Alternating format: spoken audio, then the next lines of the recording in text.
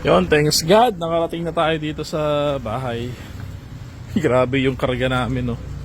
Wala nang madaanan ng ipis. Etong matindi. Si Mrs. dumiretso agad sa mga talong. Wow! Kasi ilang araw din kami sa Manila.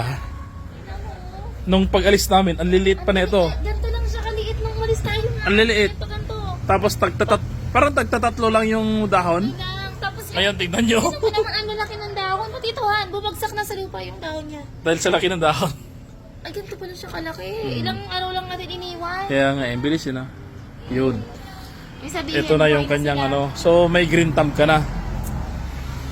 Yan, ang gaganda. Ganda, ang ganda. Nakakatuwa naman.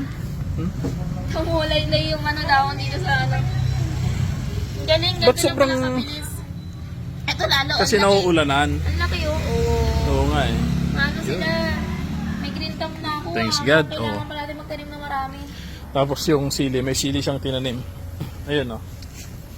Oh, malalaki na rin. Pwede na nga tanggalan ng ano. Etong malunggay, ito yata ang hindi ko alam kung mabubuhay. Kaya yan. Uy, yung kamuting kahoy mo. Hindi, tinanggal ko na yung kamuting kahoy. May kamuting kahoy kasi. Ayun, oh. Meron na nga siyang ano, kaya lang. Tinanggal ko na kasi yung malalaki pala yun ng kamuting kahoy. So yun, yung kamatis, buhay rin yung kamatis. Ito, Pinilitan niya Oo. yung buko niya, ma'am. congratulations, maganda yung talong mo.